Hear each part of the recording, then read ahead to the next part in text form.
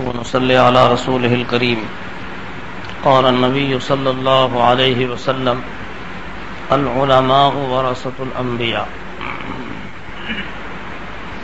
وقال النبي صلى الله عليه وسلم: علماء أمتي كأنبياء بني إسرائيل، أو كما قال عليه الصلاة والسلام. معزز سامعین کرام، حضرات علماء کرام، آپ حضرات یہاں سب جمع ہوئے اور آپ حضرات سے ملاقات ہوئی، یہ بڑی مسرت کی بات ہے اور خوشی کی بات ہے. سب کا ایک جگہ جمع ہونا اور دینی ملی مسائل پر غور و فکر کرنا، سوچنا، یہ بہت بڑی چیز ہے. آپس کے اتفاق اور اتحاد سے بہت کچھ فائدہ ہوتا ہے. آپس کے ملنے جلنے سے بہت زیادہ فائدہ ہوتا ہے. آدمی انفرادی طور پر کوئی کام کرتا ہے اور آپس میں مل جل کر ایک دوسرے کے تعاون کے ساتھ کچھ کام کرتے ہیں تو دونوں میں بہت بڑا فرق ہوتا ہے.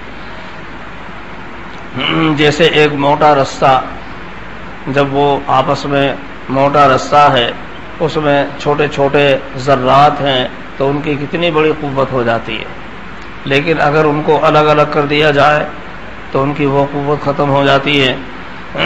درخت ہے، درخت کی تمام شاخیں، ٹہنیں، سب چیزیں آپس میں ایک جگہ ملی ہوئی ہوتی ہیں تو اس کی افادیت ہوتی ہے، اس سے سائے کا فائدہ حاصل ہوتا ہے، اس کے اوپر پھل آتے ہیں. اور اگر وہ تمام شاخیں، ٹہنیں الگ الگ کر دیے جائیں تو ظاہر ہے کہ پھر وہ افادیت باقی نہیں رہتی، وہ سایہ دار درخت نہیں رہے گا، اس کی افادیت نہیں رہے گی. اب وہ جو جڑ ہے وہ سوچے، بہت موٹی مضبوط جڑ، کہ میں ان دوسروں کا اپنے اوپر بوجھ کیوں برداشت کروں. چھوٹی چھوٹی ٹہنیں اور شاخیں سب کو میں اپنے سر پہ لادے ہوئے ہوں، اس لیے میں نیچے کیوں دبوں اور میں سب کا بوجھ کیوں برداشت کروں. اور ان سب کو الگ الگ کر دیا جائے تو اس جڑ کی افادیت بھی کچھ نہیں رہے گی. اس کی افادیت اسی میں ہے کہ وہ سب شاخوں کے بوجھ کو اپنے اوپر اٹھائے ہوئے ہے، اسی میں اس کی افادیت ہے. اس لیے جو آدمی قومی اجتماع کی وجہ سے اور آپس کے اتفاق اور اتحاد کی وجہ سے نیچے دب جاتا ہے اور نیچے دبنے کی قربانی دیتا ہے اور نیچے دب کر پھر سب کو ایک جگہ جمع کرنے کی کوشش کرتا ہے تو اس کی افادیت اسی طرح ہوتی ہے جیسے اس درخت کی جڑ کی افادیت ہوتی ہے. اور وہ دبنے سے ہوتا ہے. جب جڑ نیچے دبتی ہے تبھی اس کی افادیت ہے، تبھی وہ درخت ہے، تبھی اس کے اوپر پھل ہے، تبھی اس کے اوپر رونق ہے، سبھی چیزیں ہیں. آپ نے دیکھا ہوگا مکان کی بنیاد نیچے رکھتے ہیں تو بنیاد رکھنے کے واسطے بزرگوں کو دعوت دیتے ہیں، علماء کو دعوت دیتے ہیں، بھائی بنیاد رکھنی ہے، بزرگوں کو بلاؤ، علماء کو بلاؤ. لمبے لمبے سفر کر کے بزرگوں کو بلاتے ہیں ایک اینٹ بنیاد کی رکھنے کے لیے. اور عام مینار بناتے ہیں، گنبد بناتے ہیں. کیا گنبد کی اوپری آخری اینٹ رکھنے کے لیے بھی کسی کو بلاتے ہیں؟ جب گنبد کی بنیاد، جب گنبد کو اوپر کی وہ اینٹ رکھتے ہیں یا مینار کی اوپر کی سب سے اوپر کا مسالہ رکھتے ہیں تو اس وقت کسی کو بلاتے ہیں؟ کسی کو بھی نہیں بلاتے. کیوں؟ حالانکہ اس کے لیے بلانا چاہیے، گنبد کے لیے اور مینار کے لیے. وہ مینار وہاں اوپر تک پہنچی ہوئی ہے، گنبد وہاں پہنچی ہوئی ہے، تو وہ سب سے اونچی تو وہ ہے، اس کو رکھنے کے لیے کسی کو بلانا چاہیے، بزرگ کو، لیکن نہیں بلاتے. بنیاد رکھتے ہیں نیچے جسے اس بنیاد کو کوئی جانتا بھی نہیں، کوئی پہچانتا بھی نہیں. مسجد کی بنیاد رکھی، اب وہ بنیاد کے وقت میں تو نظر آئی لیکن بعد میں وہ نظر بھی نہیں آتی. ساری عمارت نظر آتی ہے لیکن وہ بنیاد کی اینٹ نظر نہیں آتی، بنیاد کی اینٹیں نظر نہیں آتی. کوئی ان کو دیکھتا بھی نہیں، پہچانتا بھی نہیں. ساری مسجد پہ نظر ہے، اوپر تک نظر ہے، گنبد نظر آ رہے ہیں، میناریں نظر آ رہی ہیں، لیکن وہ اینٹ نظر نہیں آتی. لیکن اس کی اہمیت اتنی کیوں ہے کہ اس بنیاد کو رکھنے کے لیے باہر سے سفر کر کے بزرگوں کو بلاتے ہیں. وہ دوسری اینٹیں جو نظر بھی آتی ہیں ان کے لیے کیوں نہیں بلاتے؟ اوپر مینار کے لیے کیوں نہیں بلاتے؟ وجہ یہ ہے کہ وہ نیچے دبنے والی بنیاد کی اینٹ وہ قربانی پیش کر رہی ہے. اس نے اپنے آپ کو قربانی کے لیے پیش کر دیا. اسی کے اوپر پوری عمارت کا وزن ہے. اپنے آپ کو دبنے کے لیے، اپنے آپ کو ناپید کرنے کے لیے، چھپنے کے لیے، اپنے آپ کو بالکل گویا فنا کرنے کے لیے اس نے اپنے آپ کو پیش کیا. تب اس کے اوپر پوری عمارت، مسجد کی عمارت رکھی گئی، تب پوری مسجد کی اس کے اوپر تعمیر ہوئی. بس یہی حال ہے. جو آدمی اپنے آپ کو فنا کرتا ہے قوم کے فائدے کے لیے، اپنے آپ کو مٹاتا ہے، تواضع اختیار کرتا ہے، اسے کوئی جانتا بھی نہیں، اسے کوئی پہچانتا بھی نہیں، لیکن اس کا فیض ہے جو فیض جاری ہوتا ہے. وہ جبھی ہوتا ہے جب آدمی اپنے آپ کو مٹاتا ہے اور فنا کرتا ہے، تبھی فیض جاری ہوتا ہے، تبھی عمارتیں قائم ہوتی ہیں، تبھی درخت باثمر بنتے ہیں، تبھی عمارتیں بافیض بنتی ہیں. جب کوئی اپنے آپ کو اس کی بنیاد میں مٹا دیتا ہے اور وہ پھر کسی کو نظر بھی نہیں آتا، کوئی اسے پہچانتا بھی نہیں. ہمارے اکابر کا یہی حال تھا. ان کا فیض جاری ہوا، انہوں نے اپنے آپ کو مٹایا، اپنی قربانی دی، نام و نمود کو ختم کیا، شہرت کو ختم کیا، اور تواضع اختیار کر کے دوسروں کو اپنے سروں پر بٹھایا، دوسروں کو آگے بڑھانے کی کوشش کی، اور آپس میں اتفاق قائم کیا. اپنے آپ کو مٹا کر، اپنے آپ کو فنا کر کے وہ فیض جاری ہوا کہ آج تک ان کا فیض جاری ہے الحمدللہ. اور جب تک کوئی آدمی اپنے آپ کو مٹاتا نہیں، تواضع اختیار نہیں کرتا، جب تک فیض جاری نہیں ہوتا. جب تک انسان کے اندر بڑائی ہے اور سر سیدھا اوپر اٹھا ہوا ہے، اس کا فیض جاری نہیں ہوگا. جب جھکاؤ آئے گا اب فیض جاری ہوگا. آپ نے دیکھا ہوگا تواضع کا سبق سیکھیے صاحب صراحی سے، تواضع کا سبق سیکھیے صاحب صراحی سے کہ جاری فیض بھی ہے اور جھکی جاتی ہے گردن بھی. تواضع کا سبق سیکھیے صاحب صراحی سے کہ جاری فیض بھی ہے اور جھکی جاتی ہے گردن بھی. صراحی میں پانی رکھتے ہیں، جب اس میں سے پانی نکالیں گے کب نکالیں گے؟ جب وہ جھکے گی تبھی تو پانی نکلے گا. اور اگر صراحی بالکل سیدھی رکھی رہے، صاحب میں تو ٹس سے مس ہونے کے لیے تیار نہیں ہوں، میں گردن نہیں جھکا سکتی، میری گردن نہیں جھک سکتی، تو کیا ایک قطرہ پانی بھی اس کے اندر سے نکل جائے گا؟ ایک قطرہ پانی کا نہیں نکل سکتا جب تک اس کے اندر جھکاؤ پیدا نہیں ہوگا. اپنی گردن اٹھائے ہوئے بیٹھی ہوئی ہے، کیا مجال ٹس سے مس ہو جائے، ایک قطرہ پانی کا نہیں مل سکتا. اور جب جھکاؤ پیدا ہوگا اب جام پہ جام بھرے جائیں گے، جام پہ جام بھرے جائیں گے، اور یہاں سے وہاں تک سب لوگ فیض یاب ہوں گے. بس یہی حال انسان کا ہے. جب تک اس کے اندر بڑائی، انانیت، میں بڑا ہوں اور میں ایسا ہوں اور میں ویسا ہوں اور صاحب میری چلے گی اور میری چلنی چاہیے، جب تک کوئی فیض جاری نہیں ہوتا. سب لوگ ادھر ادھر بھاگیں گے، کوئی نہیں سنے گا. جب تواضع آئے گی اور عاجزی آئے گی اب لوگ جڑیں گے اور اب فیض جاری ہوگا. جب تک بڑائی ہے فیض جاری نہیں ہو سکتا. جب جھکاؤ آ گیا تو تواضع، اب فیض اس کا جاری ہوگا. دیکھو حضرت نبی اکرم صلی اللہ علیہ وسلم جیسا جامع الکمالات والمحاسن کیا کوئی ہو سکتا ہے؟ تمام انبیاء علیہ السلام کے محاسن اور کمالات مل کر سب نبی اکرم صلی اللہ علیہ وسلم کو دیے گئے، اور اس سے اور بدر جہاں زائد کمالات تنہا نبی اکرم صلی اللہ علیہ وسلم کی ذات اقدس میں رکھے گئے. لیکن حضرت نبی اکرم صلی اللہ علیہ وسلم کے بارے میں کیا ارشاد فرمایا اللہ تعالیٰ نے؟ فَبِمَا رَحْمَةٍ مِّنَ اللَّهِ لِنْتَ لَهُمْ وَلَوْ كُنْتَ فَظًّا غَلِيظَ الْقَلْبِ لَانفَضُّوا مِنْ حَوْلِكَ فَاعْفُ عَنْهُمْ وَاسْتَغْفِرْ لَهُمْ وَشَاوِرْهُمْ فِي الْأَمْرِ. آپ کے اندر سارے کمالات ہوتے، صرف صفت رحمت کو آپ کے اندر سے نکال لیا جاتا، صرف رحمت نہ ہوتی، تمام کمالات ہوتے، رحمت نہ ہوتی، لنفضوا من حولی، سب لوگ آپ کے پاس سے چلے جاتے. لوگ کمالات سے نہیں جڑتے ہیں، قابلیت سے نہیں جڑتے ہیں، بڑے بڑے کمالات تو نہیں جڑیں گے. تواضع آئی، عاجزی آئی، رحمت آئی، محبت آئی، اب لوگ جڑنا شروع ہوں گے.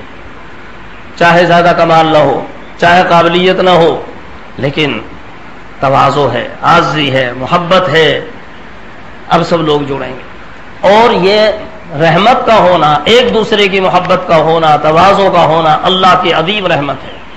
اسی کو فرمایا فبما رحمت من اللہ، اللہ کی بڑی رحمت ہے، اللہ کی بہت بڑی عظیم رحمت ہے، جس کی وجہ سے لنت لہم، آپ لوگوں کے لیے نرم ہو گئے ہیں، آپ کے اندر نرمی آ گئی ہے، یہ تواضع آ گئی، یہ عاجزی آ گئی، یہ ابدیت آ گئی، یہ اللہ کی بہت بڑی رحمت ہے آپ کے اوپر۔ معلوم ہوا کہ تواضع کا آنا، عاجزی کا آنا اللہ کی بہت بڑی رحمت ہے۔ اگر کسی میں اللہ نے تواضع دے دی کسی شخص کو، تو سمجھو اللہ نے بہت بڑی رحمت دے دی، اللہ کا بہت بڑا انعام ہو گیا اس شخص کے اوپر جس میں تواضع آ گئی، عاجزی آ گئی۔ اب لوگ جڑیں گے، اور جب تک بڑائی ہے نہیں جڑیں گے، چاہے کیسے بھی کمالات۔ فبما رحمت من اللہ لنت لہم، اللہ کی خاص رحمت کی وجہ سے آپ لوگوں کے لیے نرم ہو گئے۔ وَلَوْ كُنْتَ فَظًّا، اگر آپ سخت ہوتے، غلیظ القلبی، سخت دل ہوتے، سخت خو ہوتے، بات بات پہ بگڑنا، ناراض ہونا، یہ چیزیں ہوتی، لَانْفَضُّوا مِنْ حَوْلِكَ، سب لوگ جو آپ کے پاس جمع ہو گئے سب چلے جاتے، کوئی بھی نہ رہتے۔ اس لیے اب آپ یہ معاملہ اختیار کیجئے، فاعفوا عنہم، آپ درگزر کیا کیجئے۔ کوئی لوگ کیسی مزاج کے خلاف باتیں پیش آئیں، فاعفوا عنہم، معاف کیا کیجئے۔ اور یہی نہیں، ان کو معاف کر دیا، واستغفر لہم، اب اللہ سے ان کے لیے استغفار بھی کیا کیجئے، اللہ سے معافی بھی مانگو ان کے لیے، اللہ سے استغفار بھی کرو، ان کی غلطی بھی معاف کرو، اور غلطی معاف کرنے کے ساتھ ساتھ اب اللہ تعالیٰ سے ان کے لیے استغفار کی دعا بھی کرتے رہو، اور ان کی دل جوئی کے لیے وشاورہم فی الامر، ان سے مشورے بھی کرتے رہو۔ حالانکہ اللہ نبی کی ذات تو مشورے کی محتاج نہیں، لیکن لوگوں کی دل جوئی کے لیے حکم ہوا وشاورہم فی الامر، ان سے مشورہ بھی کرتے رہا کیجیے، ان کو بلایا، ان کو بلایا، ان کو بلایا، مشورہ بھی کرتے رہیے ان کی دل جوئی کی خاطر، تاکہ ان کی دل جوئی ہوتی رہے۔ حضرت رائے پوری نور اللہ مرقدہ کو ایک حکیم نے زہر دے دیا غلطی سے، وہ ان کے معالج تھے اور مخلص تھے، لیکن اتفاق کوئی کیا غلطی ہوئی، تو نسخے کے اندر زہر شامل ہو گیا۔ ظاہر ہے کہ وہ تو کتنا خطرناک ہے زہر۔ اب جب انہوں نے وہ دوا استعمال کی، فوراً قے ہو گئی، اور دوسرے معالجین نے جلدی سے دیکھا تو اس کو سنبھالا اور اس کو سمجھ لیا، اور پھر دوسری دواؤں کے ذریعے سے ان کو سنبھال لیا، اور اگر تھوڑی بھی دیر ہوتی تو پھر جاں بھری مشکل تھی، ختم ہو جاتے۔ اب یہ زہر دینے کا جو واقعہ پیش آیا ان سے غلطی سے ہوا، جان بوجھ کے تو کیا نہیں انہوں نے، اب ان کی وجہ سے ہر آدمی بیزار ہو گیا، ہر آدمی ان سے نفرت کرنے لگا، کوئی بات کرنے کے لیے تیار نہیں، پاس بٹھانے کے لیے تیار نہیں۔ لیکن اس کا اثر حضرت کے اوپر یہ ہوا کہ حضرت جب لوگوں کو دیکھتے ان سے ترچھی نظر رکھتے ہوئے تو حضرت کو تکلیف ہوتی، اور فرماتے کہ اگر کوئی حکیم صاحب کو ترچھی نظر سے دیکھتا ہے تو میرے دل پہ برچھی لگتی ہے، حکیم صاحب کو کوئی ترچھی نظر سے دیکھتا ہے تو میرے دل پہ برچھی لگتی ہے۔ حکیم صاحب نے جو کچھ کیا محبت میں کیا، فاعل مختار تو اللہ تعالیٰ ہے۔ اب کسی کو کیا ہے کہ اعلیٰ و اوزار کو کوئی سرزنش کرے، یہ مخلوق تو سب اعلیٰ و اوزار ہے، کوئی ان کو سرزنش کرے یہ تو صحیح نہیں، فاعل مختار اللہ تعالیٰ ہے۔ حکیم صاحب نے جو کچھ کیا وہ محبت کی وجہ سے کیا، اب اگر کوئی ان کو ترچھی نظر سے دیکھتا ہے تو میرے دل پہ برچھی لگتی ہے۔ اور جب حکیم صاحب آتے حضرت ان کو قریب بٹھاتے، بلکہ قریبی نہیں اپنی چارپائی پر بٹھاتے، دوسرے مشائخ بڑے بڑے نیچے بیٹھے ہوتے، حضرت ان کو اپنے چارپائی پہ بٹھاتے اور ان سے مشورہ کرتے، علاج دوسروں کا ہوتا لیکن ان سے مشورہ کرتے، حکیم صاحب وہ فلاں صاحب نے یہ نسخہ لکھا ہے ذرا دیکھنا یہ صحیح ہے کہ نہیں ہے، تاکہ حکیم صاحب کو یہ احساس بھی نہ ہو کہ حضرت میری حذاقت اور میرے کمال کے معترف نہیں ہے، اس لیے ان کو احساس بھی نہ ہو، برابر ان سے مشورہ لیتے۔ یہ ہے تواضع، یہ ہے ابدیت اور عاجزی، جو اپنے آپ کو تکلیف پہنچا رہا ہے، یعنی تکلیف اس سے پہنچ رہی ہے لیکن اس کے ساتھ بھی یہ معاملہ معافی، درگزر، پھر اس سے مشورہ لینا اور اس کو قریب کرنا، یہ تھے اصل میں سنت کے اوپر عمل کرنے والے یہ حضرات۔ اللہ نے حکم دیا تھا وشاورہم سے مشورہ بھی کرو، حکیم صاحب سے مشورہ بھی کرتے ہیں ان کی دلجوئی کی خاطر. اور ہمارے یہ جتنے اکابر ہیں اللہ تعالیٰ نے ان کو اس صفت سے بہت اونچا مقام اللہ نے عطا فرمایا تھا. ہمارے اکابر کے جہاں اور کمالات ہیں اللہ نے ان کو بے شمار کمالات سے نوازا، وہاں صفت تواضع ان کی نمایاں صفت ہے، اللہ نے اس سے ان کو نوازا. ایک دوسرے کے ساتھ کام آنا، محبت سے پیش آنا، ایک دوسرے کے ساتھ مل جل کر رہنا، اور ایک دوسرے سے مل جل کر رہنا تواضع کے بغیر ممکن ہی نہیں.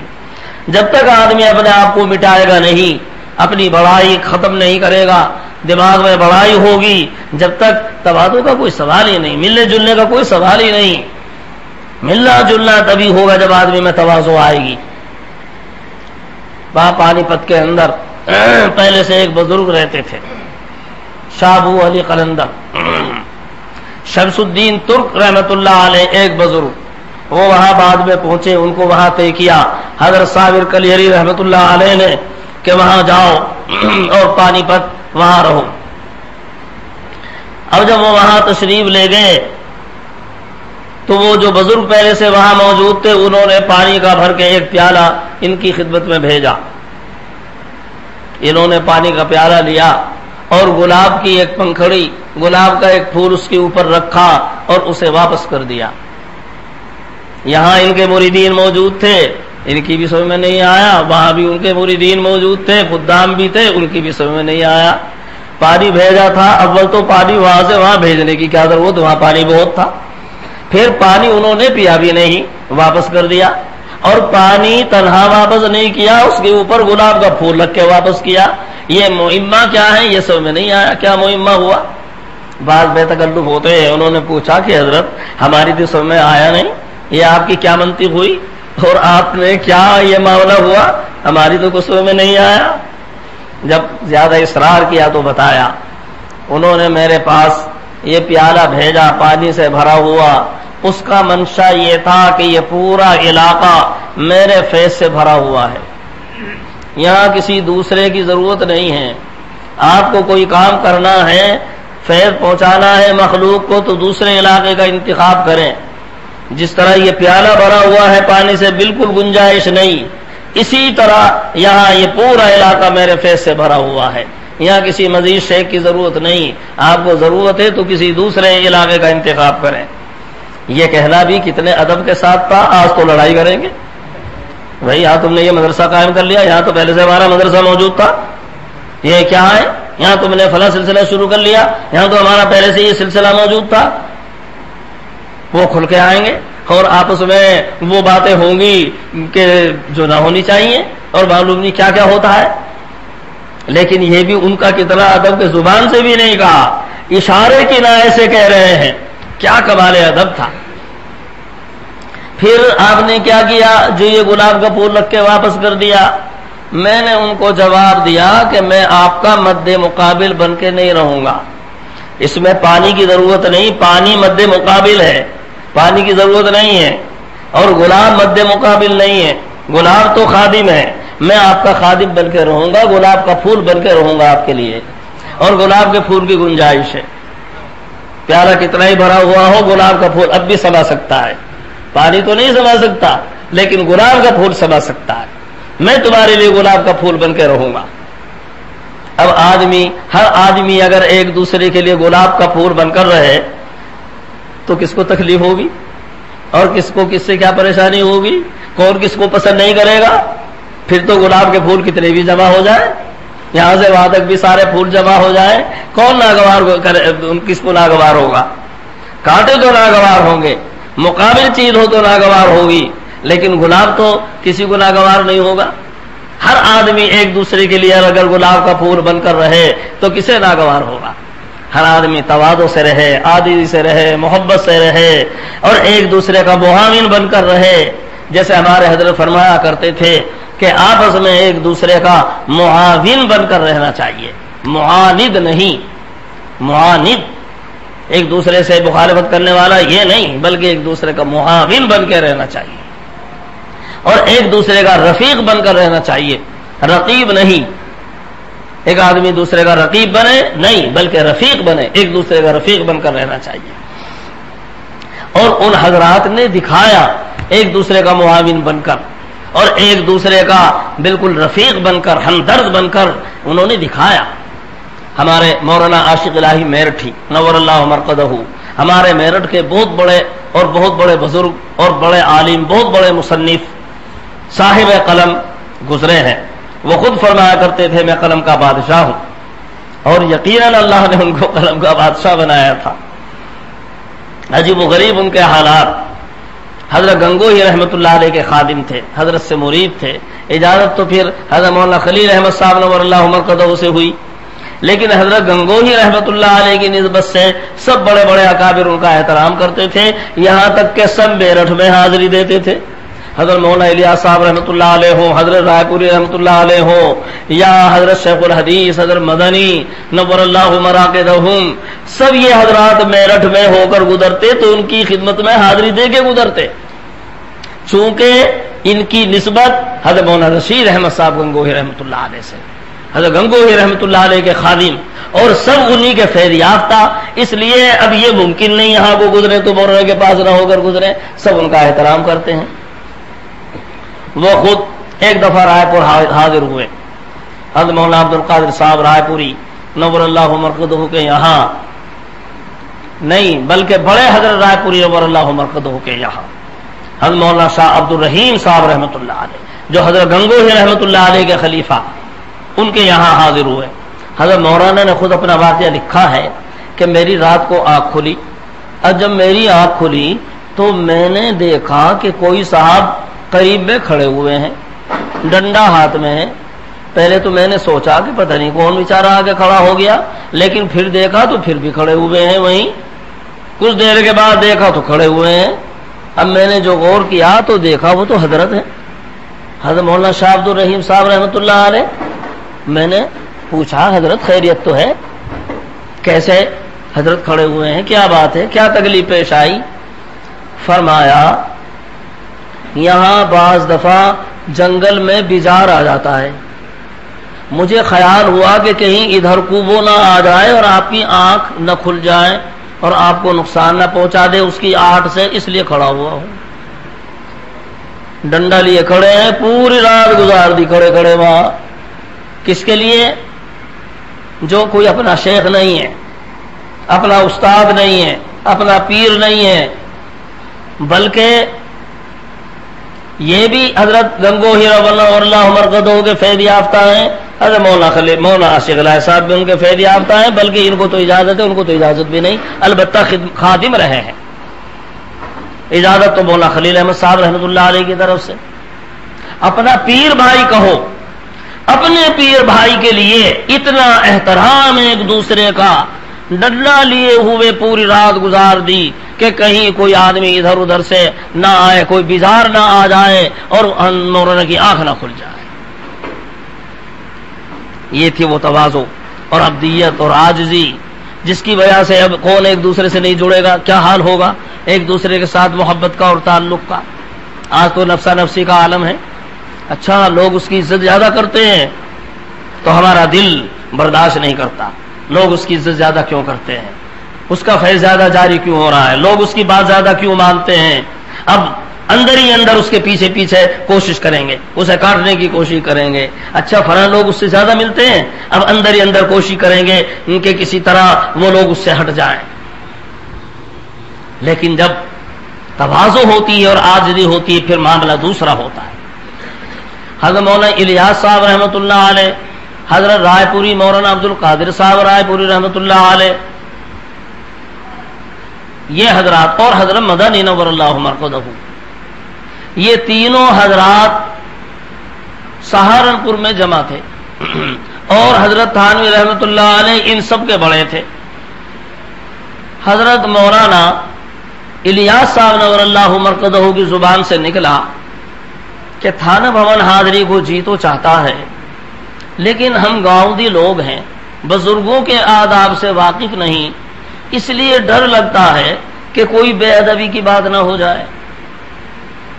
تھانہ بھون جاتے ہوئے حضرت مولانا الیاس صاحب جو اپنے وقت کا امام کہیے امام تبلیغ، لیکن حضرت تھانوی رحمۃ اللہ علیہ انہی کے ہم اثر ہیں، لیکن عمر میں زیادہ ہیں، ان کو اپنا بڑا سمجھتے ہیں. فرماتے ہیں جی تو چاہتا ہے حضرت کی خدمت میں حاضری کو، لیکن ہم گاؤندی لوگ ہیں، آداب سے واقف نہیں، بزرگوں کے آداب سے واقف نہیں. یہ خیال ہوتا ہے کہ وہاں ہم سے کوئی بے ادبی نہ ہو جائے اور حضرت کو تکلیف نہ ہو جائے، اس لیے حاضری کی ہمت نہیں ہوتی. ایک صاحب جو مجلس میں موجود تھے، ان کو تھانہ بھون جانا تھا، وہ تھانہ بھون حاضر ہوئے اور حضرت تھانوی رحمۃ اللہ علیہ سے ان کی یہ گفتگو وہاں نقل کر دی کہ حضرت وہ حضرات وہاں تھے اور ان کی یہ گفتگو ہو رہی تھی.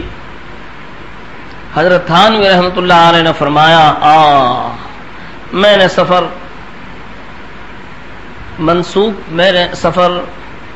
میں نے سفر کیا کہتے ہیں موقوف کر دیا، اپنے آزار کی وجہ سے میں نے سفر موقوف کر دیا، یعنی سفر نہیں فرماتے تھے اس وقت، ورنہ تو میں خود حاضر ہوتا ان کی ملاقات کے لیے. یعنی اپنے آزار ہو گئے تھے، کچھ بیماریاں جس کی وجہ سے سفر موقوف فرما دیا تھا، ورنہ میں خود حاضر ہوتا ان حضرات کی ملاقات کے لیے. اسے واپس آنا تھا رات گزار کر، اور یہ حضرات ابھی سہارنپور میں موجود تھے. اس طالب علم نے آ کر یہ جملہ بھی نقل کر دیا، بھائی میں نے یہ بات نقل کی تھی، حضرت نے یہ فرمایا، میں نے سفر موقوف کر دیا ورنہ تو میں خود حاضر ہوتا ان حضرات کی ملاقات کے لیے. یہ سن کر مولانا الیاس صاحب رحمۃ اللہ علیہ نے فرمایا بس جی اب تو ضرور چلیں گے، اب تو ضرور چلیں گے. اور بھائی تکلیف پہنچ جائے، ہمارا مقصود تو تکلیف پہنچانا نہیں، تکلیف پہنچ جائے. اور چھوٹوں سے تو بڑوں کو تکلیف پہنچی جایا کرتی ہے، چھوٹے تو بڑوں کے کپڑوں پہ پاخانہ پیشاب بھی کر دیا کرتے ہیں اور بڑے برداشت کرتے ہیں. اب تو ہمیں چلنا ہے، ادھر وہ توازو ادھر یہ توازو. اب یہ تینوں کا قافلہ حضرت رائے پوری رحمۃ اللہ علیہ، مولانا الیاس صاحب رحمۃ اللہ علیہ، حضرت مدنی نور اللہ مرقدہ، یہ تینوں حضرات سفر کر کے وہاں تھانہ بھون حاضر ہوئے. کسی نے بتایا کہ حضرت یہ اکابر تشریف لائے ہیں، حضرت کے یہاں مجلس کا وقت تھا. حضرت نے مجلس والوں سے فرمایا سب اپنی جگہ پر تشریف رکھیں، بیٹھے رہیں، سب کے کھڑے ہونے سے انتشار ہوتا ہے، میرا کھڑا ہونا سب کا کھڑا ہونا ہے. حضرت کے یہاں تو ایک نظام تھا، نظام فاروقی قائم تھا، اس لیے فرمایا سب اپنی جگہ پر تشریف رکھیں، سب کے کھڑے ہونے سے انتشار ہوتا ہے، میرا کھڑا ہونا سب کا کھڑا ہونا ہے. اس لیے خود کھڑے ہوئے، سب تشریف رکھی سب نے، اور کھڑے ہو کر باہر دروازے پر تشریف لائے، سب سے مصافحہ کیا، معانقہ کیا اور اپنی جگہ پر لا کر بٹھایا. اب اپنی جگہ پر لا کر بیٹھے، تھوڑی دیر تو خیریت معلوم کرنے کے بعد خاموشی رہی اور پھر ایک دوسرے سے گفتگو شروع ہوئی. حضرت تھانوی رحمۃ اللہ علیہ نے فرمایا حضرت رائے پوری رحمۃ اللہ علیہ سے میں تو رائے پور حاضر ہوا ہوں، لیکن آپ کا وہاں دیکھنا یاد نہیں پڑتا. میں تو وہاں حاضر ہوا ہوں لیکن آپ کا دیکھنا یاد نہیں پڑتا، اور ایک ہی دفعہ حاضری ہوئی، پھر تو حاضری کا موقع ہی نہیں ملا، ایک ہی مرتبہ حاضری ہوئی. اس پر حضرت مولانا عبد القادر صاحب رائے پوری نور اللہ مرقدہ نے عرض کیا کہ حضرت کو معلوم ہو ایک نوجوان پنجابی قسم کا رہتا تھا اور مہمانوں کے ہاتھ دھلاتا، چارپائی بچھاتا، دسترخوان بچھاتا. آپ نے دیکھا ہو ایک نوجوان پنجابی تھا. حضرت نے غور کیا اور غور کرنے کے بعد میں فرمایا کہ ہاں یاد تو آیا، اس حلیے کا ایک پنجابی نوجوان رہتا تھا اور مہمانوں کی خدمت کرتا اور اس طرح ان سب کے ہاتھ دھلاتا اور دسترخوان بچھاتا رہتا تھا. حضرت مولانا عبد القادر صاحب رائے پوری رحمۃ اللہ علیہ نے عرض کیا کہ حضور یہ غلام وہی غلام ہے، یہ خادم وہی خادم ہے، وہی نوجوان ہے. حضرت نے فرمایا سچ ہے، حج کے ہر کے خدمت کر دو مخدوم شو، ہر کے خدمت کر دو او مخدوم شو. کہ حضرت کو کیا یاد ہوتا، میری وہاں کوئی ایسی حیثیت ہی نہیں تھی کہ میں پہچانا جاؤں. حضرت نے فرمایا ہر کے خدمت کر دو مخدوم شو.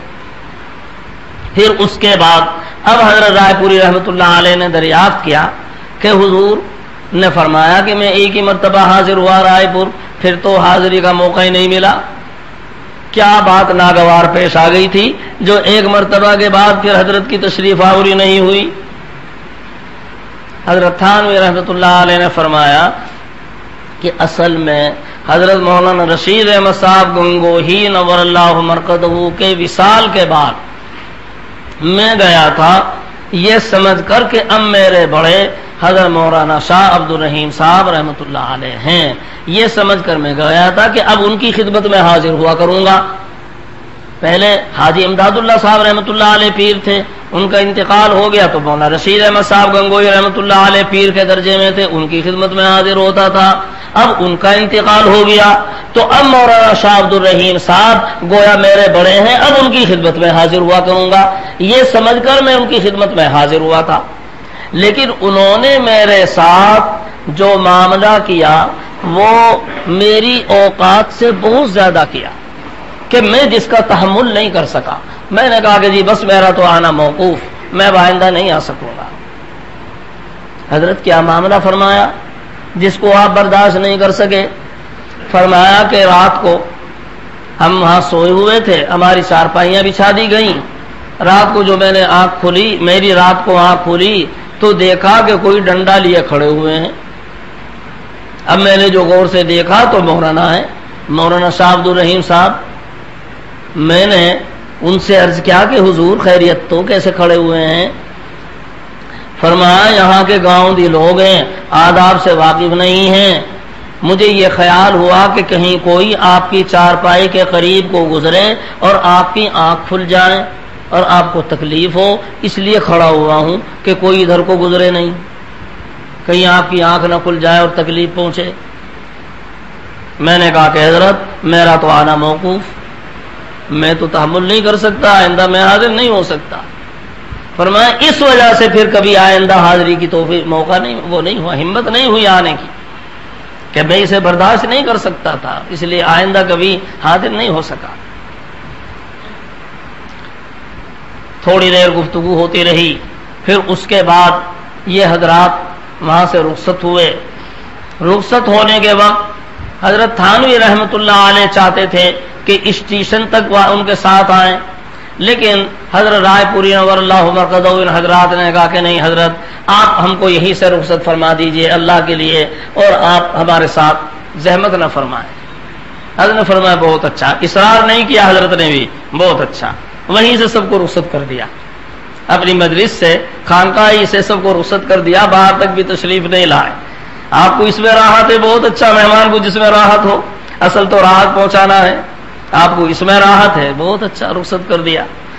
تھوڑی دیر کے بعد ابھی یہ حضرات اسٹیشن پر پہنچے ہی ہوں گے، خواجہ مجذوب رحمۃ اللہ علیہ حاضر ہوئے خانقاہ میں۔ حضرت تھانوی رحمۃ اللہ علیہ نے فرمایا خواجہ صاحب کچھ بزرگ آئے ہوئے ہیں، چلو تمہاری ملاقات کرا کے لاؤں۔ پھر ان کو لیا اور ان کو لے کر اب اسٹیشن حاضر ہوئے، اور ان حضرات کو یہ خیال ہو کہ ہماری وجہ سے آئے ہیں اور ان کو ذرا کچھ تکلیف ہو، اس لیے فرمایا کہ آپ حضرات کی وجہ سے نہیں آیا، ان کی وجہ سے آیا ہوں، ان کی ملاقات کرانے کے لیے کہ چلو تمہاری بزرگوں سے ملاقات کرا دوں، اس لیے آیا ہوں، آپ حضرات کی وجہ سے نہیں آیا۔ کیا تواضع تھی، کیا عاجزی تھی، کیا ایک دوسرے کے ساتھ محبت تھی، کیا الفت تھی، کیا ایک دوسرے کی قدردانی تھی۔ کبھی ہمارے اکابر ایسے بھی تھے، ہمارے حضرات یہ بھی تھے کبھی۔ خود حضرت مدنی نور اللہ مرقدہ شیخ الاسلام حضرت مولانا سید حسین احمد صاحب مدنی نور اللہ مرقدہ، اور حضرت مولانا حکیم الامت حضرت مولانا اشرف علی صاحب تھانوی نور اللہ مرقدہ، دونوں کتنے اپنے وقت کے زبردست عالم، اپنے وقت کے مقتدی، اور ساتھ ساتھ الگ الگ تحریک سے وابستہ، ایک کانگریس کا حامی، ایک لیگ کا حامی، اور کانگریس اور لیگ آپس میں دونوں ایک دوسرے کی مخالف، ایک دوسرے کی دشمن، رات دن ایک دوسرے کے اوپر کیچڑ اچھالنا۔ یہاں بھی نچلے لوگوں میں یہ سب کچھ ہو رہا تھا، لیکن ان دونوں اکابر کا اس اپنے سیاسی اختلاف کے باوجود کیا حال تھا آپس کے تعلق کا کہ خود مولانا سید حسین احمد صاحب مدنی نور اللہ مرقدہ تھانہ بھون حاضر ہوتے ہیں اور حاضری دیتے ہیں. ایک دفعہ اسٹیشن سے حاضر ہوئے بستر ساتھ، چونکہ تھانہ بھون کا تو اصول تھا بھئی اپنا بستر لے کر آؤ، اپنا بستر ساتھ وہاں خانقاہ میں حاضر ہوئے. کسی نے بتایا کہ جی وہ مولوی حسین احمد آئے ہیں. حضرت کھڑے ہوئے اور ایک دم ان کو لائے، اپنے مسند پر بٹھایا. گو مسند پر بیٹھے نہیں لیکن بٹھانے کی کوشش کی، اور پھر بیٹھنے کے بعد میں فرمایا آپ نے زیادتی کی، مجھے پہلے سے اطلاع نہیں کی، آپ مجھے اطلاع کر دیتے، اسٹیشن سواری بھیج دیتا، 2-4 آدمی استقبال کے لیے بھیج دیتا. آپ نے زیادتی کی کہ مجھے اطلاع نہیں کی پہلے سے.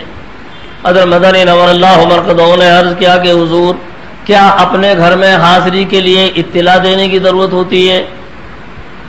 اس پر حضرت تھانوی رحمۃ اللہ علیہ نے فرمایا آپ کے اس فرمانے سے بڑی مسرت ہوئی، آپ نے اس گھر کو اپنا گھر فرمایا، اس سے بہت مسرت ہوئی. اچھا بتائیے کیا کھائیں گے آپ؟ حضرت مدنی نور اللہ مرقدہ نے عرض کیا کہ حضور بیسن کی روٹی اور شلجم کا اچار. بیسن کی روٹی شلجم کا اچار. حضرت نے آدمی گھر دوڑایا، بھائی جس گھر میں شلجم کا اچار ہو اور بیسن کی روٹی جلدی لے کر آؤ. چنانچہ خادم بیسن کی روٹی اور شلجم کا اچار لے کر آیا، ساتھ میں چھاچھ بھی لے آیا. حضرت بہت خوش ہوئے اور جب لاگے رکھا سامنے، اب حضرت مدنی رحمۃ اللہ علیہ نے عرض کیا کہ حضرت میرے ساتھ میرے ایک ساتھی بھی ہیں، اگر اجازت ہو تو میں انہیں بھی کھانے میں شریک کر لوں. چونکہ وہاں تو بہت اصول تھے تھانہ بھون میں. حضرت تھانوی رحمۃ اللہ علیہ نے فرمایا، محاسبہ فرمایا، جب آپ نے اس گھر کو اپنا گھر فرمایا ہے پھر یہ سوال کیسا؟ حضرت مدنی رحمۃ اللہ علیہ نے عرض کیا کہ حضور مہمان کے سامنے جو پیش کیا جاتا ہے وہ اباحت ہوتا ہے، تملیغ نہیں ہوتا، اس لیے پوچھنے کی ضرورت ہوئی. فرمایا کہ ہاں اجازت ہے، کھلا. حضرت نے اپنے ساتھی کو بھی ساتھ میں بٹھایا اور دونوں نے خوب سیر ہو کر کھایا.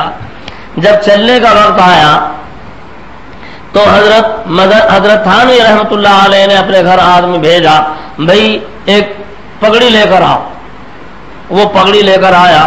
اتفاق سے وہ بدیسی مال کی تھی اور اس وقت میں یہ مسئلہ چل رہا تھا کہ بدیسی مال کا بائیکاٹ یہ حضرت مدنی رحمۃ اللہ علیہ ان حضرات نے کر رکھا تھا کہ انگریز کی دشمنی میں کہ بدیسی کپڑا استعمال نہ کیا جائے، اور وہ بدیسی کپڑے کی تھی بنی ہوئی. لیکن اس پر حضرت مدنی رحمۃ اللہ علیہ ناراض نہیں ہوئے، بلکہ کہا اس کو لیا، نسبت کا یہ لحاظ کیا، اس کو لیا، آنکھوں سے لگایا، سر پر رکھا، یہ نسبت کا لحاظ کیا اور اپنے اصول کی پابندی. فرمایا عرض کیا کہ حضور کو معلوم ہے کہ میں بدیسی کپڑا استعمال نہیں کرتا، اس لیے میں معذور ہوں استعمال کرنے سے. اس پر حضرت تھانوی رحمۃ اللہ علیہ نے بھی کوئی حجت نہیں کی کہ وہ حجت پیش کرنے لگے کوئی ناجائز ہے، مناظرہ کرنے لگے. نہیں نہیں نہیں نہیں بالکل نہیں. فرمایا مجھ سے سہو ہو گیا، مجھ سے غلطی ہو گئی، میرے ذہن میں نہیں رہا. اور پھر آدمی بھیجا، بھائی کھدر کی پگڑی لے کر آئے. چنانچہ ایک گھر میں سے وہ کھدر کی پگڑی لے کر آیا. اب وہ جب پیش کی حضرت مدنی نور اللہ مرقدہ کی خدمت میں، حضرت مدنی نور اللہ مرقدہ نے خود سر جھکا دیا، حضور اپنے ہاتھ سے باندھ دیں.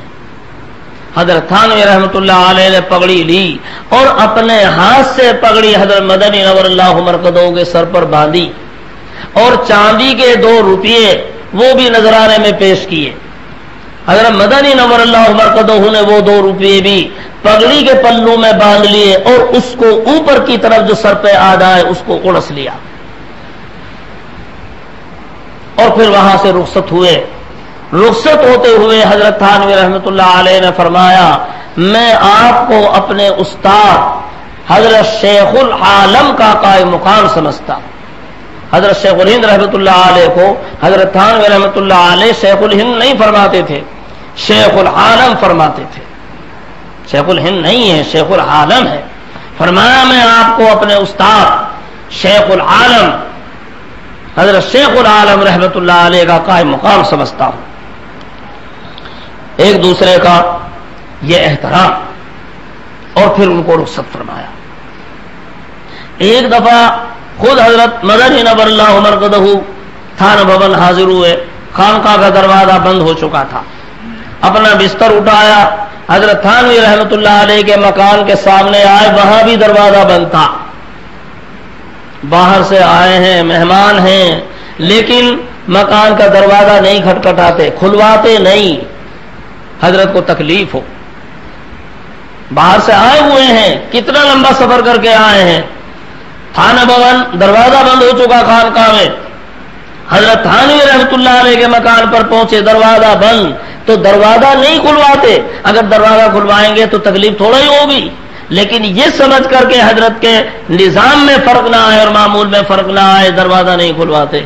وہیں باہر بستر بچھایا دروازے ہی پر اور وہیں لیٹ گئے.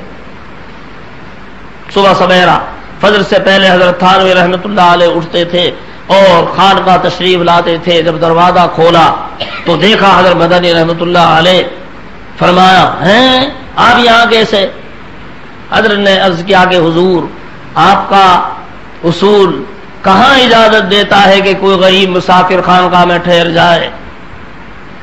اور پھر بتایا کہ میں تو آیا تھا اور دروازہ نہیں کھولا کہ اصول کے خلاف ہے، رات کو دروازہ نہیں کھلتا.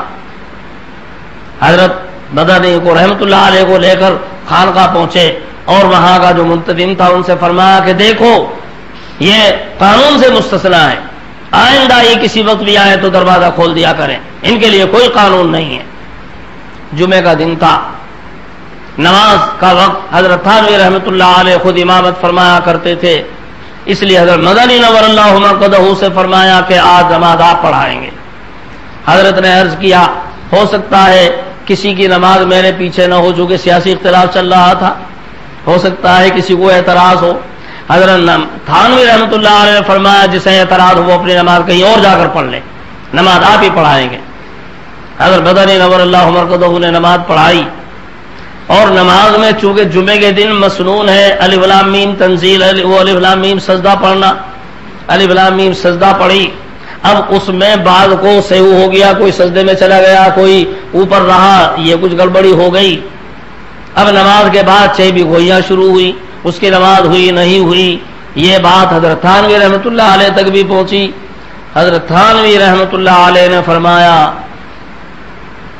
کیا خبر ہے اس نماز کی برکت سے ہماری تمام نمازیں قبول ہو جائیں،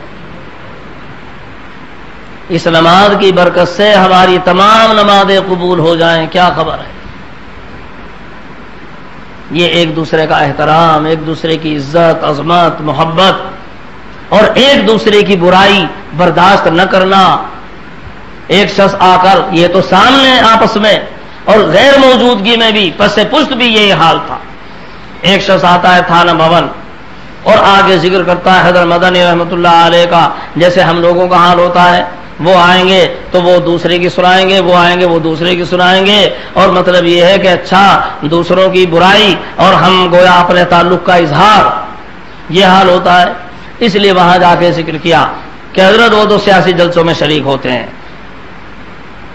وہ تو سیاسی جلسوں میں شریک ہوتے ہیں، ہندوؤں کے ساتھ بھی شریک ہوتے ہیں. حضرت تھانوی رحمۃ اللہ علیہ نے شروع میں جڑ کاٹ دی. فرمایا یہی دیکھا بس کہ سیاسی جلسوں میں شریک ہوتے ہیں، اور یہ نہیں دیکھا کہ رات کے 12 بجے تک بخاری شریف بھی پڑھاتے ہیں. صرف یہی دیکھا کہ سیاسی جلسوں میں شریک ہوتے ہیں، یہ نہیں دیکھا کہ رات کے 12 بجے تک بخاری شریف بھی پڑھاتے ہیں. بس زبان بند ہو گئی، اب کیا آئندہ آگے وہ کہیں گے. یہ تھا ان حضرات کا حال. ایک شخص دیوبند حاضر ہوتا ہے حضرت مدنی نور اللہ مرقدہ کی خدمت میں تاریخ لینے کے لیے. حضرت کو وہ اپنے یہاں لے جانا چاہتا تھا، اور عادت ہوتی ہے دوسروں کا ذکر برائی سے کریں تاکہ عقیدت میں اضافہ ہو، بھئی یہ تمہارا پہنچانے والا. اس لیے اسی انداز میں تھار بھون کا ذکر کیا اور ذرا گھیرے ہوئے لفظوں میں کیا، جس سے تھوڑی سی تحقیر گویا ظاہر ہوتی تھی حضرت تھانوی رحمۃ اللہ علیہ کی. حضرت مدنی نور اللہ مرقدہ کو جلال آ گیا. فرمایا مجھ سے محبت کرتے ہو، میرے بزرگوں کو برا کہتے ہو، اور نکل جاؤ یہاں سے، خادم کو بلاؤ، ان کا بستر اٹھاؤ اور یہاں سے نکالو، میرے یہاں ٹھہرنے کی اجازت نہیں۔ جبکہ زندگی بھر حضرت مدنی نور اللہ مرقدہ نے شاید کسی کو اپنے یہاں سے نہ نکالا ہو، پوری زندگی مثال نہیں کہ کسی کو اپنے مکان سے نکالا ہو، لیکن حضرت تھانوی رحمت اللہ علیہ کا برائی کے ساتھ ذکر کرنے پر حضرت مدنی نور اللہ مرقدہ برداشت نہیں کرتے، فرماتے ہیں کہ ان کو اٹھاؤ یہاں خانقاہ سے نکالو، مکان سے نکالو، مجھ سے محبت کرتے ہیں اور میرے بزرگوں کو برا کہتے ہیں۔ یہ تھا اور حضرات کا حق۔ کھتولی کے اندر ایک اجتماع ہوا، حضرت مولانا الیاس صاحب رحمت اللہ علیہ کا اجتماع، ادھر سے کچھ لوگ تاریخ لے آئے حضرت مدنی نور اللہ مرقدہ سے، انہوں نے ایک طرف اپنا جلسہ شروع کیا اور ایک دوسرے کو پہلے سے معلوم نہیں تھا، قریب آ کر معلوم ہوا، اب جلسے کو ملتوی بھی نہیں کر سکتے تھے، ادھر تبلیغی اجتماع تھا، ادھر ان کا جلسہ تھا، اور سب دونوں بڑے زوروں پر تھے۔ حضرت مولانا الیاس صاحب رحمۃ اللہ علیہ جب اجتماع میں تشریف لے گئے اور وہاں معلوم ہوا کہ مولانا حسین احمد صاحب مدنی تشریف لائے ہوئے ہیں، اچھا بھائی ہمارا اجتماع ختم، سب چلو حضرت مدنی رحمۃ اللہ علیہ کی تقریر سننے کے لیے، ہم سب وہیں چلیں گے، ہمارا اجتماع وہی ہوگا، ہمارا یہی اجتماع ہے کہ ان کی تقریر سنے جا کر۔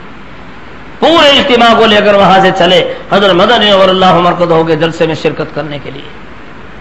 حضرت مدنی نور اللہ مرقدہ کو معلوم ہوا جب اسٹیج پر پہنچے کہ آج تو تبلیغی اجتماع ہو رہا ہے اور مولانا الیاس صاحب رحمۃ اللہ علیہ تشریف لائے ہوئے ہیں، فرمایا کہ اچھا مولانا الیاس صاحب تشریف لائے ہوئے ہیں، اجلاس ختم، سر چلو وہاں مولانا الیاس صاحب کے اجتماع میں، ہم سب وہیں جا کے ان کا اجتماع میں شرکت کریں گے۔ ایک جگہ دو الگ الگ اجتماع ہوں یہ تو مناسب نہیں ہے۔ اپنے جلسے کو ختم کیا اور چلے وہاں اجتماع میں شرکت کرنے کے لیے۔ نہ وہاں اجتماع ہوا نہ وہاں اجلاس ہوا، اجلاس بھی ختم اور اجتماع بھی ختم، لیکن آپس کے تعلقات کی، محبت کی، تواضع کی، عاجزی کی مثالیں قائم کر گئے وہ حضرات۔ آپس کا تعلق کیا ہوتا ہے، ایک دوسرے کو سراہنا کیا ہوتا ہے، اور ایک دوسرے کو اوپر چڑھانا کیا ہوتا ہے، تواضع اور عاجزی کیا ہوتی ہے، اس کی مثالیں قائم کر گئے۔ یہ ان حضرات کا اخلاص تھا، یہ ان کی تواضع تھی، یہ عاجزی تھی، جس کی وجہ سے ان حضرات کا فیض پھیلا اور پوری دنیا میں پھیلا۔ آج کون سی جگہ ہے جہاں مولانا الیاس صاحب رحمۃ اللہ علیہ کا فیض نہیں ہے؟ کون سی جگہ ہے جہاں آج حضرت مدنی نور اللہ مرقدہ کا فیض نہیں ہے؟ کون سی جگہ ہے جہاں حضرت تھانوی رحمۃ اللہ علیہ کا فیض نہیں ہے؟ پوری دنیا ان کے فیض سے بھری ہوئی ہے، لیکن ان کے اس اخلاص کی برکت ہے، جو اخلاص اس کام کے اندر گھسا ہوا تھا، اس کی برکت ہے۔ آج ہمارے اندر یہ سب چیزیں نکل گئیں، ہم ان کے نام لیوا ہیں، اپنی نسبت بھی ان کی طرف کرتے ہیں، لیکن ان حضرات کا یہ اخلاص اور یہ جذبہ، یہ محبت، ایک دوسرے کے ساتھ یہ الفت اور ایک دوسرے کے ساتھ یہ معاملات ہماری زندگی سے نکل گئے اور رخصت ہو گئے۔ اسی وجہ سے نفسا نفسی، وہ اس کے پیچھے، وہ اس کے پیچھے، وہ اس کی ٹانگ کھینچ رہا ہے، وہ اس کی ٹانگ کھینچ رہا ہے، وہ اس کی برائی کرے گا، وہ اس کی مذمت کرے گا، جس کی وجہ سے لوگ ان سے بھی بدظن، ان سے بھی بدظن، نہ ان کا کام ہو نہ ان کا کام ہو۔ اگر سب آپس میں اتفاق اور اتحاد کے ساتھ رہیں، ایک دوسرے کو سراہیں، ایک دوسرے کو سراہ کر ان کے آگے بڑھانے کی کوشش کریں اور ایک دوسرے کے ساتھ معاون بنیں، ایک دوسرے کے کام آئیں، تو کتنا کام کر سکتے ہیں۔ اس زمانے میں بھی بہت کام ہو سکتا ہے اور کام کی ضرورت ہے اور ہونا چاہیے۔ آج چاروں طرف سے برائیاں کس طرح پھیلی ہوئی ہیں، میں تو سمجھتا ہوں کہ جتنی برائیاں اس زمانے میں پھیلی ہوئی ہیں کبھی اتنی برائیاں پھیلی ہوئی نہیں تھی، اور یہ زمانہ جتنا محتاج ہے علماء کی خدمت کا، شاید اب سے پہلے بھی کبھی کوئی زمانہ اتنا محتاج نہیں تھا، اس لیے کہ جتنی برائیوں کے سلسلے اور برائیوں کو پھیلانے والے سلسلے اور ہمارے نوجوانوں کو، عوام کو اپنی طرف کھینچنے والے جتنے سلسلے اس زمانے میں قائم ہوئے ہیں کبھی قائم نہیں تھے۔ کہیں VCR دیکھو، سینما گھر دیکھو، ٹیلی ویژن دیکھو، اور اب تو یہ کمپیوٹر دیکھو، گھر گھر میں کمپیوٹر، آدمی گھر میں بیٹھے ہوئے اور پوری دنیا میں گھوم رہا ہے۔ ہم سمجھ رہے ہیں کہ بیچارہ بچہ کونے میں بیٹھا ہوا ہے، اور کونے میں نہیں بیٹھا ہے، وہ کمپیوٹر کے ذریعے سے پوری دنیا میں گشت کر رہا ہے، دنیا کی رلیوں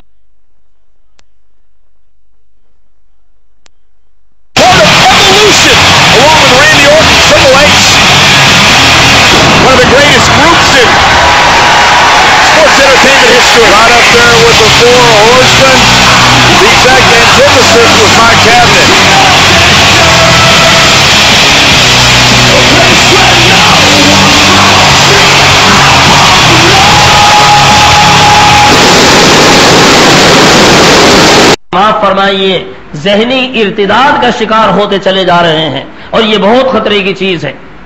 ہمارے نوجوانوں کے ہاتھوں میں آپ دیکھیں گے وہ دھاگے بندھے ہوئے ہیں، نوجوانوں کے ہاتھوں میں دھاگے بندھے ہوئے ہیں، کائے کے لیے بندھے ہوئے ہیں؟ کوئی پوچھو تو بتا دے گا درد کا ہے، فلاں کا ہے، فلاں کا ہے، لیکن حقیقت کیا ہے؟ غیر مسلم اپنے ہاتھوں میں دھاگے باندھتے ہیں، جو غیر مسلم ہونے کی نشانی ہے۔ ہمارے نوجوان اس لیے اپنے ہاتھوں میں دھاگا باندھتے ہیں، اگر خدا نخواستہ کہیں کوئی لڑائی ہو جائے، جھگڑا ہو جائے، تو میں یہ بتا سکوں کہ میں مسلمان نہیں ہوں، میں تو ہندو ہوں، اور تاکہ میری جان بچ جائے۔ بتائیے کیا یہ ذہنی ارتداد نہیں ہے؟ کبھی کوئی سوچ سکتا تھا کہ ہمارے نوجوان اتنے گر جائیں گے، اتنے گر جائیں گے کہ جان بچانے کے لیے اپنے آپ کو غیر مسلم ہونا ظاہر کریں؟ کوئی کبھی سوچ بھی نہیں سکتا تھا۔ ہمارا نوجوان جان تو دے سکتا ہے، لیکن اپنے آپ کو غیر مسلم ظاہر کرے، یہ سوال ہی نہیں تھا کہ کوئی اپنا ہمارا مسلم نوجوان اپنے آپ کو غیر مسلم بھی ظاہر کر سکتا ہے، اپنا نام ہندوانہ بتا سکتا ہے اپنی جان بچانے کے لیے، جان تو دے سکتا ہے، لیکن یہ تصور نہیں تھا کہ ہمارا نوجوان کبھی اپنی جان بچانے کے لیے اپنے آپ کو ہندو ہونا ظاہر کرے گا۔ اور جگہ جگہ ہو رہا ہے۔ ابھی ایک صاحب نے قصہ سنایا، ہمارے وہاں قریب کا واقعہ ہوا، ایک نوجوان لڑکا مسلمان، کیا اختلاف ہو گیا ہندوؤں کے محلے میں، بلکہ بھنگیوں کے محلے میں اختلاف ہوا، کیا بات ہو گئی، چھیڑخانی یا کیا؟ ہندوؤں نے اس کو مارا، بھنگیوں نے مارا، اور جب وہ مار رہے ہیں تو اپنے آپ اپنا نام ہندو بتا رہا ہے اور کہہ رہا ہے کہ میں تو ہندو ہوں۔ وہ مار رہے ہیں، وہ ہندو ہونا ظاہر کر رہا ہے، میں تو ہندو ہوں، ہندو ہوں۔ اسی حالت کے اندر اس کو پکڑ کر جب بالکل ادبارہ ہو گیا، تھانے میں لائے، ہسپتال میں لے گئے، اور ہسپتال میں لے گئے، جان توڑ دی اس کی، جان نکل گئی، ختم، دنیا سے رخصت ہو رہا ہے، اپنے آپ کو یہ کہتے ہوئے کہ میں تو ہندو ہوں، یہ کہتے ہوئے دنیا سے جا رہا ہے۔ بتائیے ساری زندگی برباد ہو گئی کہ نہیں؟ اس سے بڑھ کر بھی کوئی بدبختی ہو سکتی ہے؟ آدمی ہم کو شہید کرے کوئی، یا ہمارے نوجوان کو مسلمان سمجھ کر شہید کرے، تو آدمی جنت میں جائے گا، شہادت کا درجہ ملے گا۔ اور کسی کو کوئی بچائے اور ہندو سمجھ کر بچائے، لعنت ہے ایسی زندگی کے اوپر۔ آدمی زندہ رہے اور اپنے آپ کو ہندو ہونا ہو ظاہر کرے، اور اس کے اوپر اس کی جان بچے، یہ کیا زندگی ہے؟ اور وہاں اس کی موت آ رہی ہے اور وہ کہہ رہا ہے کہ میں ہندو ہوں۔ آخر وقت کے اندر اگر ہندو بھی کہہ دیتا ہے کہ میں مسلمان ہوں اور اس کی روح نکل جائے تو اس کی نجات کی امید ہے۔ حضرت نبی اکرم صلی اللہ علیہ وسلم اپنے چچا ابو طالب کے پاس اخیر وقت میں پہنچتے ہیں، فرماتے ہیں کہ چچا جان کلمہ پڑھ لو، لا الہ الا اللہ کہہ لو، قیامت میں تمہاری سفارش کر لوں گا، اللہ سے جھگڑ لوں گا، تمہارے لیے سفارش کر لوں گا، کلمہ پڑھ لو، میرے کہانی میں پڑھ لو۔ ابو جہل بھی بیٹھا ہے، اور وہاں ابو لہب بھی بیٹھا ہے، وہ کہہ رہے ہیں کہ ابو طالب اپنے باپ دادا کے مذہب سے اعراض کرتا ہے، نبی اکرم صلی اللہ علیہ وسلم دین کی دعوت دے رہے ہیں، وہ کفر کی طرف دعوت دے رہے ہیں، اپنے باپ دادا کے طریقے سے اعراض کرتے ہو۔ کبھی وہ ان کو دیکھتا ہے، کبھی ان کو دیکھتا ہے، اخیر میں اس کی زبان سے نکلتا ہے کہ میں تو اپنے دادا عبد المطلب، باپ اپنے عبد المطلب کے طریقے پر ہوں، اور روح نکل جاتی ہے۔ نبی اکرم صلی اللہ علیہ وسلم کو بہت صدمہ ہوا، اسی حالت میں آپ اٹھ کر تشریف لائے۔ تو چاہیے تو یہ تھا کہ ہم دوسروں کے ایمان کو بچاتے، اور آج ہمارے ایمان کے لالے پڑ رہے ہیں۔ تو یہ نوجوانوں میں یہ جو جذبہ آ رہا ہے کہ اپنے ہاتھوں کے اندر وہ دھاگے باندھ لیں، یہ سب ذہنی ارتداد کی شکلیں ہیں۔ اس لیے اس زمانے میں کتنی محنت کرنے کی ضرورت ہے، نوجوانوں پر کتنی محنت کرنے کی ضرورت ہے، بڑوں پر کتنی محنت کرنے کی ضرورت ہے۔ اور غیروں پر کتنی محنت کرنے کی ضرورت ہے.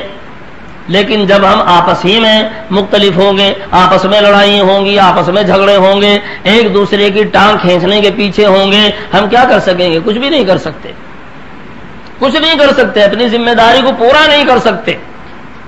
اس لیے ضروری ہے آپس کے اختلافات کو ختم کر کے اور اپنے اندر سے اپنی بڑائی کو نکال کر تواضع اور عاجزی اپنے اندر پیدا کر کے ایک دوسرے کا تعاون کرتے ہوئے آپس میں مل بیٹھ کر اس طرح آپس میں کبھی کبھی مشورے کیا کریں کہ اب ہم کس طرح کام کو آگے بڑھائیں، ہمیں کیا کیا کرنا ہے. یہ کبھی کبھی بیٹھ کے مشورے کیا کریں.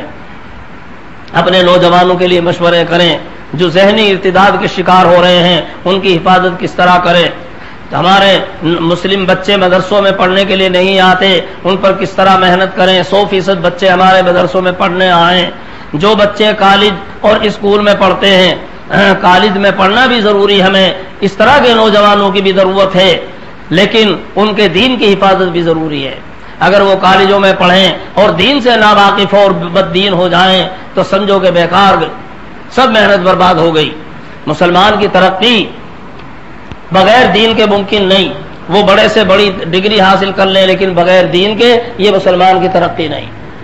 اور وہ اعلیٰ سے اعلیٰ ڈگری حاصل کریں، ارب پتی بنے، کھرب پتی بنے، صدر بنے اور وہ وزیر اعظم بنے، لیکن دین کے ساتھ. اب یہ سب صحیح ہے.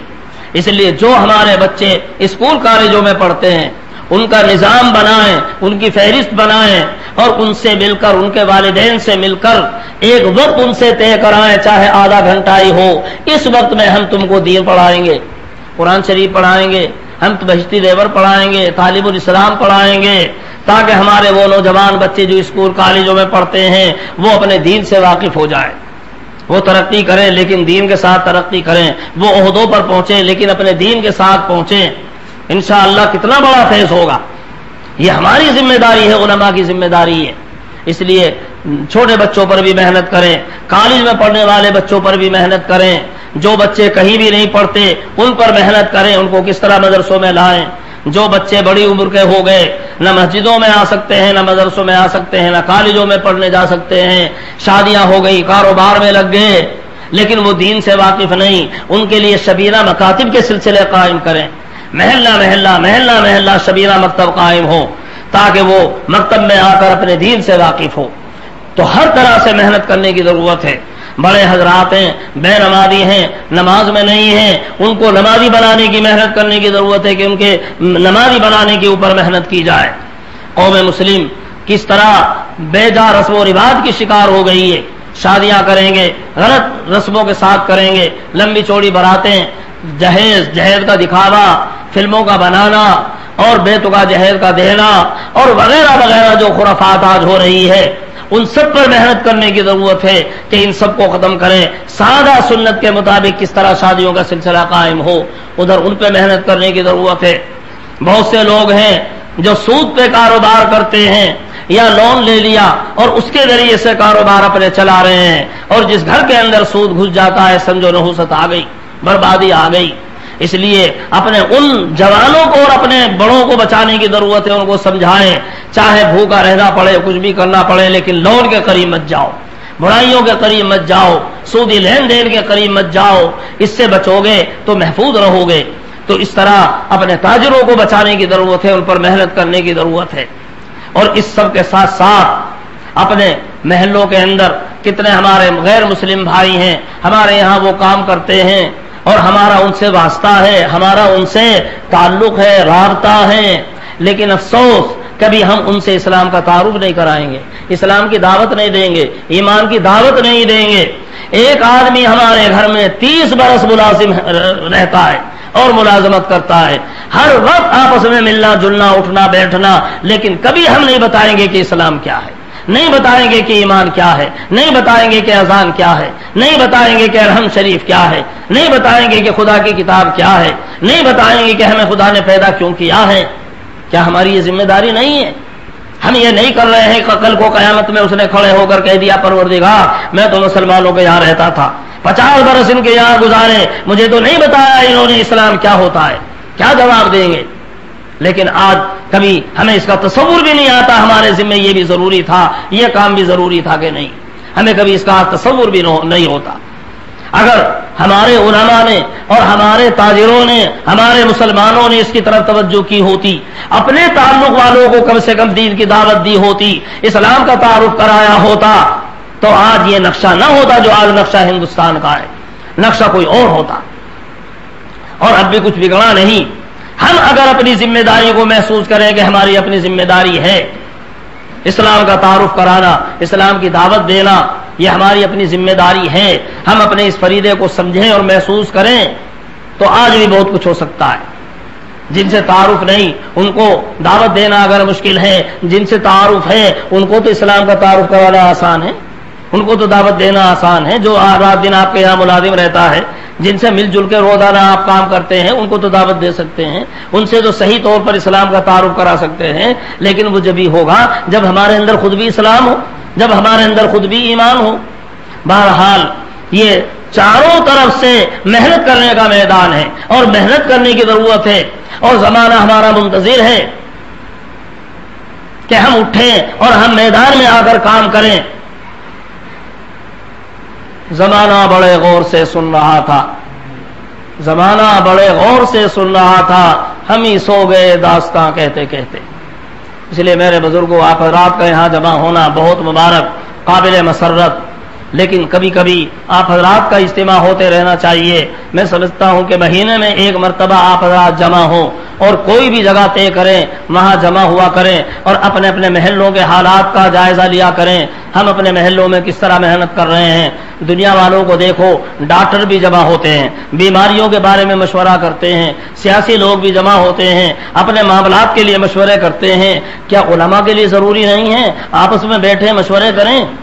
بھائی ہم ان برائیوں کا مقابلہ کیسے کریں، اپنے نوجوانوں کو کس طرح بچائیں، 100% ربادی کس طرح بنیں، 100% بچے ہمارے حافظ عالم کس طرح بنیں، اور اسکول کالج میں پڑھنے والے بچے دین سے کس طرح واقف ہوں، ہمارے تاجر لوگ سود اور سودی لعنت سے کس طرح بچیں، بیاہ شادیاں کس طرح سنت کے مطابق ہوں۔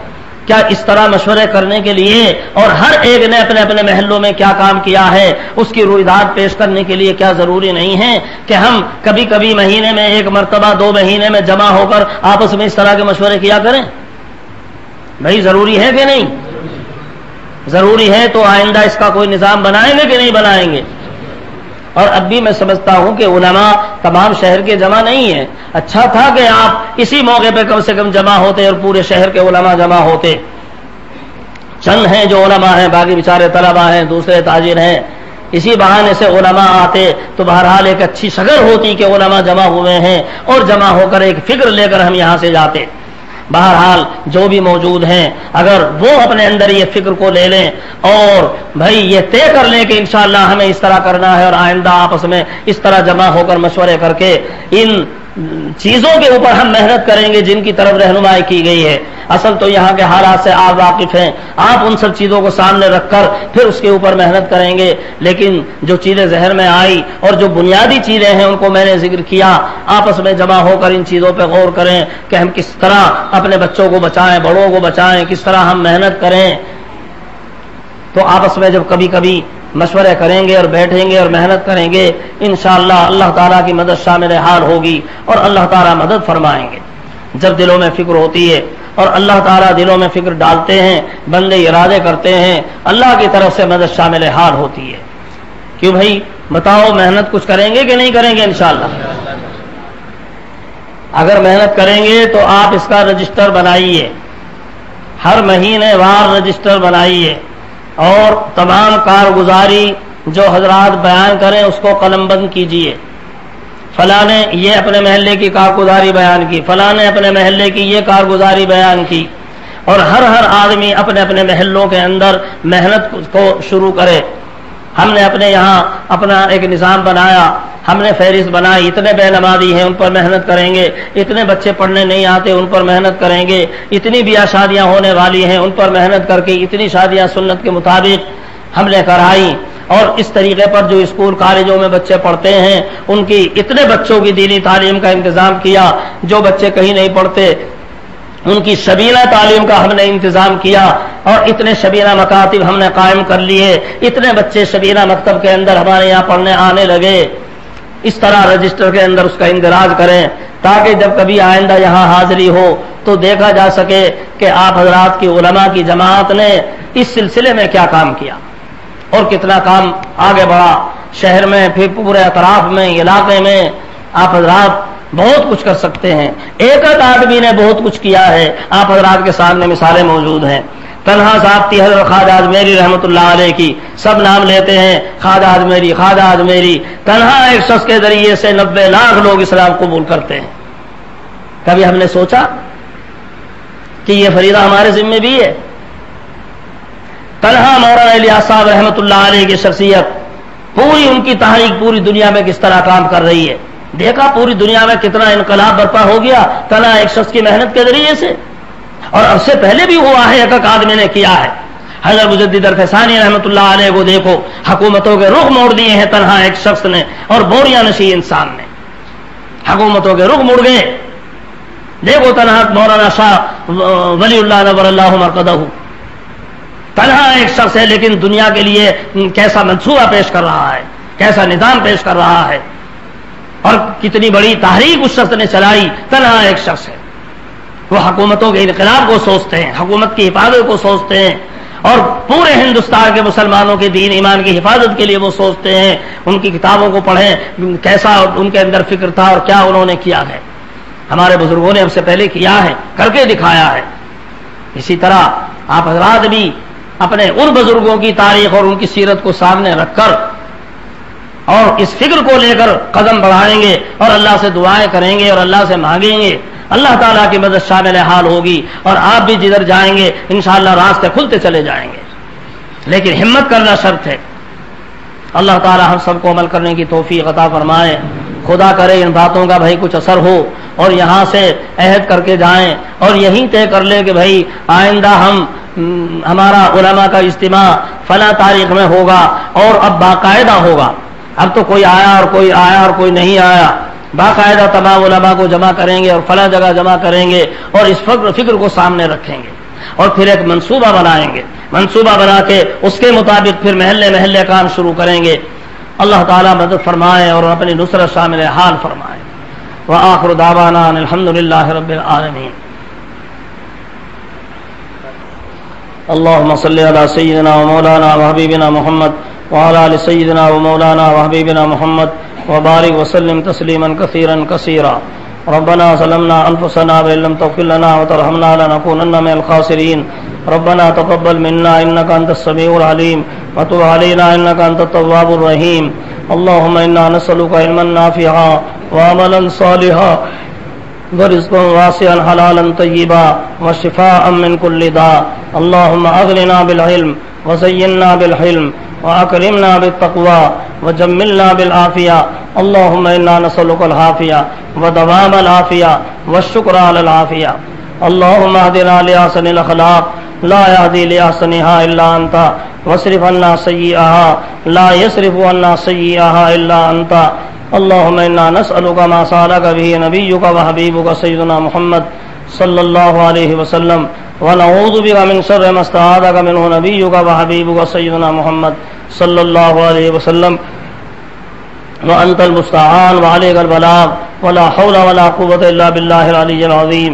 اللهم إنا نسألك حبك وحب حبيبك وحب أوليائك وحب من يحبك وحب أعمال يبلغنا إلى حبك۔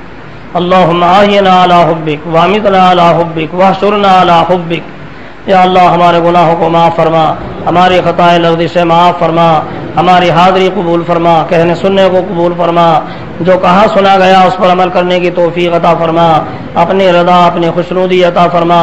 یا اللہ ہم کو، ہمارے عزیز و اقارب کو، بڑوں کو چھوٹوں کو، ہماری اولاد اور نسلوں کو سب کے دین ایمان کی حفاظت فرما، اور سب کو اپنے دین کی خدمت کے لیے یا اللہ قبول فرما، اور جب تک ہماری زندگی مقدر ہے دینی خدمات پر قائم فرما، اور جب وقت اخیر ہو تو کامل ایمان پر خاتمہ فرما، مرتے وقت کلمہ نصیب فرما، موت اور موت کے بعد کی سب منزلیں آسان فرما، عذاب قبر عذاب حشر سے حفاظت فرما، پل صراط پر حفاظت فرما، یا ارحم الراحمین اپنے نیک بندوں میں حشر فرما، بغیر حساب کتاب کے جنت الفردوس نصیب فرما، ہماری ان تمام دعاؤں کو اپنے فضل و کرم سے اپنے حبیب پاک رسول کریم صلی اللہ علیہ وسلم کے طفیل میں قبول فرما، وصلی اللہ تعالی علی خیر خلقہ سیدنا و مولانا و حبیبنا محمد وعلی آلہ و اصحابہ اجمعین برحمتک یا ارحم الراحمین۔